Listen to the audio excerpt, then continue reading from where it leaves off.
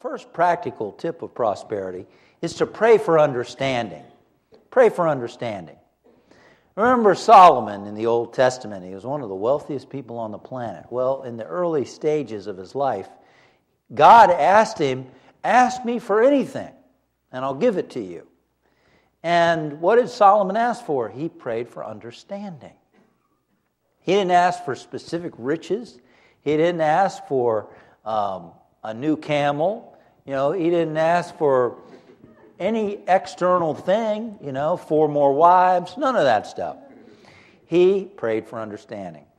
And as a result, he had the wisdom and the awareness of God to begin to attract whatever he needed and more into his life.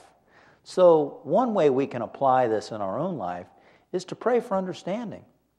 Pray for understanding about our work. How can we add more value? Pray for understanding about how can we get our finances in order.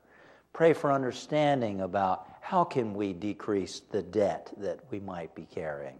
Pray for understanding about what is the kind of work that I would like to do or you would have me do.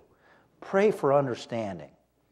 And when we can pray for understanding, then the Lord starts to work in our minds and our hearts so that we begin to get some clarity and some creative ideas and some direction for what we could do in our life. It's been said that ideas are coins of the kingdom. Coins of the kingdom. When you're praying for understanding, then we've got to be aware and open and receptive to it and expect it. It's so easy to get caught up. I don't know what to do. I don't know what I should do, la, la, la. But we've prayed for understanding. So we ought to have faith to expect that we're going to get understanding, that answers are going to start coming to us, whether it's through people, through our own thoughts, whether it comes through a book that we happen to come across that seems to resonate with the answer, to expect to gain understanding and to be alert to those ideas. One way we attune to a creative flow of ideas is in the silence, to get still in prayer and meditation, because the Bible tells us there's one mind and that you have the mind of the Christ, that your mind is part of the one mind, which means that you have access to all the creative ideas in the universe. So which ones are for you? And, if one person can get a creative idea, then so can you, because you're part of this one presence and power. One lady got the idea for that baby jogger, that's what I call it.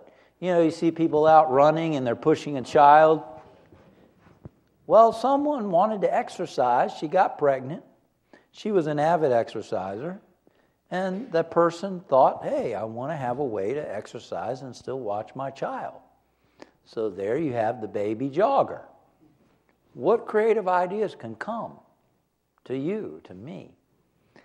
But, we know ideas can come all day long. I'm sure every one of us probably had an idea that could have made us a millionaire maybe, because the key is acting on those ideas, isn't it?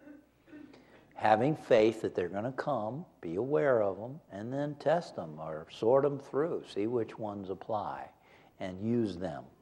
They're the coins of the kingdom. God works through us. One of the first books I read on spirituality was by a woman named Leo Russell. It was called God Will Work With You, but Not For You. God will work with you, but not for you. God works with us and through us and doesn't, that's how it works. Our minds become avenues through which this good flows.